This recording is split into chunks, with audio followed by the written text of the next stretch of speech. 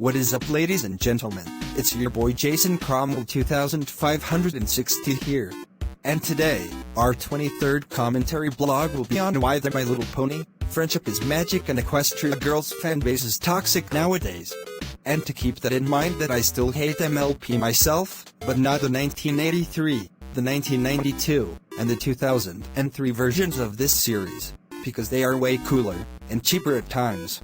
And to people and patrons out there over the age of 13 years old, whom have never heard of the old generation from the early 1980s, 1990s, and 2000s in your life, please research it immediately. And you don't have to watch their franchise, nor their media from late 2010, via their own pilot from 2009 if you guys don't want to. And like I have mentioned this crap before, proving that I do not like My Little Pony when I'm supposed to, and I don't like their franchise unlike the classic versions from the past which are way better. But anyways, let's just get this over with before it's too late, shall we? According to the My Little Pony, Friendship is Magic Diagnostic Inventory for Evaluating Cartoon-Triggered Sociopathy, I am a monster. There is no hyperlink to this aforementioned inventory, because it doesn't exist. You can find some scholarship about the difficulty of diagnosing sociopathy here, by the way. If it did, I imagine one of its first questions would be something like, agree or disagree, the statement friendship is magic is positive. Disagree, I would say. No. Hard pass. The psychologist administering the exam would raise an eyebrow and make a very telling mark on their clipboard. The questions would get more pointed. They'd want to know how I could possibly believe that friendship could possibly be a bad thing. They'd want to know who hurt me. I recognize that my anger were the underlying thesis of a children's television program, one I've seen from start to finish many times over during the course of my daughter's cloistered COVID summer, might not be exactly healthy. Or, more accurately, I recognize that others might see it as unhealthy. But I've come to realize the real issue isn't with me. It's with the insidious implications of this program's portrayal of friendship and forgiveness, and what it asks my daughter and children like her to believe. Let's back up for a moment. I've appeared at many conventions over the years speaking on a wide variety of panels, and one topic that frequently comes up, partly because it's a favorite of mine, is the concept of a redemption arc or redemption narrative. I have a lot of capital O opinions about redemption, in no small part due to growing up Catholic, a religious background that places a premium on confession of sins and acts of penance. Toss in my general love of complicated, morally gray characters, and it's no wonder that a lot of audiences get an earful from me about what redemption is, and isn't, in storytelling. You'd think that my passion for redemption arcs would make My Little Pony, Friendship is Magic a paradise of trop catnip. In the first episodes, the horrifying Nightmare Moon is rehabilitated by the power of friendship and love into her original form, Princess Luna, reuniting her with the benevolent sister she has battled for eons. Not long after, the Lord of Chaos, Discord, is aggressively friendshipped into transforming from a malevolent trickster into an irreverent sidekick. Starlight Glimmer trades her brutal communist cult leadership for kite-flying dates with her stoic pal, Maud Pie.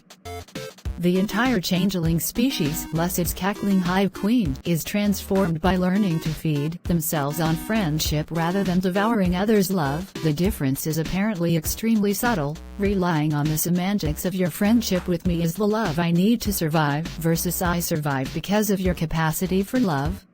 The list goes on. With the exception of the climactic battle that concludes the series itself, virtually no antagonist escapes unchanged or unredeemed when the elements of harmony, that is, magical tokens representing the values and behaviors of friendship, are used to battle them. At minimum, friendship and forgiveness are portrayed as powers that fuel magic capable of defeating any foe. Most of those foes aren't just defeated, in the sense of their plans being undone, but are actually transformed into repentant, sometimes comical, versions of their former selves. Again, it's fair to wonder, as you eye the sociopathy inventory I'm apparently in danger of breaking, why this should be a problem. All of us should practice forgiveness, offer friendship, and believe that it's possible to right our wrongs. And, on those points, I generally agree. The problem lies in the program's aggressive, continuous, so implicit its explicit message that the responsibility for fixing unhappy, destructive, selfish people lies with others, often with the very people they've tried to destroy.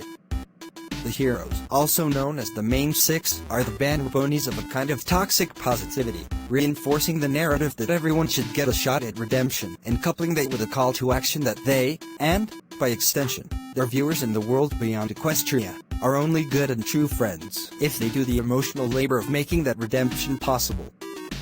Being reluctant to forgive or trust is a high crime. Consider Twilight Sparkle trying to steer her protege Starlight Glimmer away from befriending an old nemesis, Trixie, because of her own resentments and distrust. Season 6, Episode 6, No Second Prances.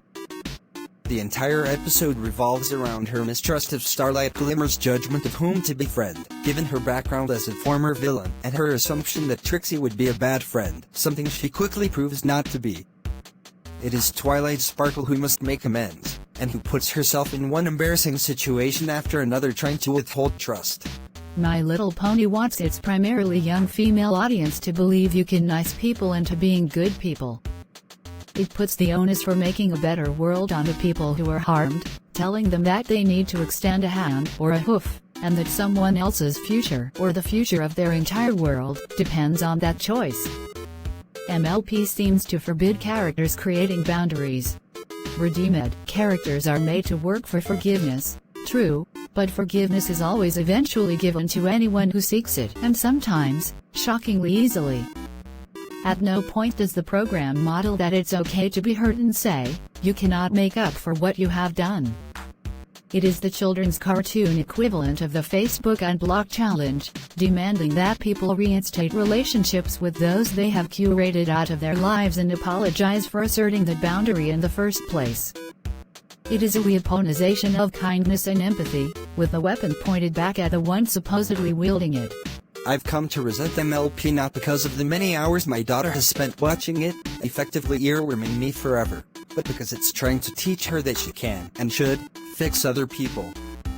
It's trying to teach her that being angry at someone for hurting you isn't truly okay, and that deciding you don't need or want their apology, that you'd rather have their absence and with it, the safety of knowing they're no longer there to harm you, is evidence of your own failure to believe in the power of friendship. The show's positivity is simultaneously hopeful and sinister, always casting the shadow of doubt over those who question whether they can or should trust the people who have harmed them. It's emotional gaslighting, whispering to its viewers, we know you're upset and this person did something wrong, but you do things that are wrong, too. If you can't forgive them, who will forgive you? Aren't you really the problem, then? Aren't you responsible for doing what's right now? I haven't shared my dislike of My Little Pony and its toxic emotional thesis with my daughter. I don't want to harsh her squee, and besides, she's 9. She identifies as a woman. The world will harsh that and many other squees soon enough. She'll have her heart broken by a treacherous friend, or her feelings stomped on by a first crush, or an adult embarrass and judge her unfairly. One of these experiences may be bad enough to show her there really are people who don't deserve, or cannot be touched by, the magic of friendship. That's when I'll pull up a chair and tell her what one of her favorite shows stubbornly refuses to. You are not responsible for fixing or loving the people who hurt you. You are not responsible for fixing or loving the people who hurt you.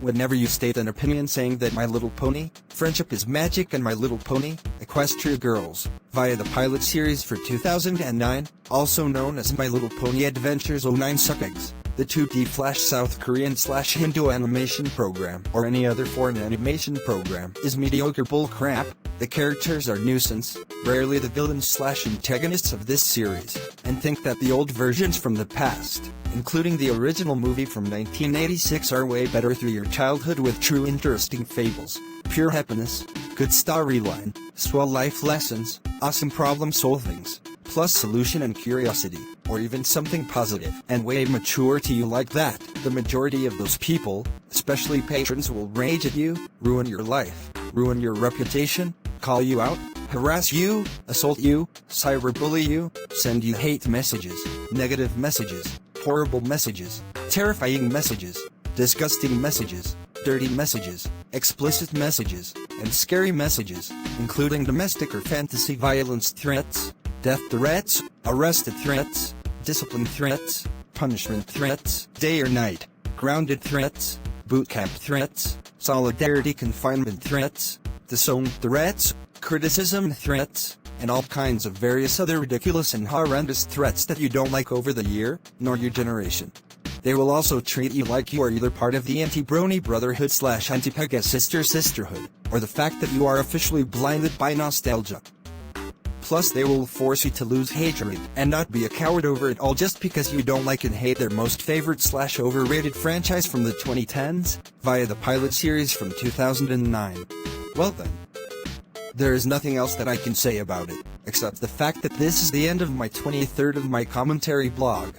Thank you for watching, and I'll see you later. Peace out yo.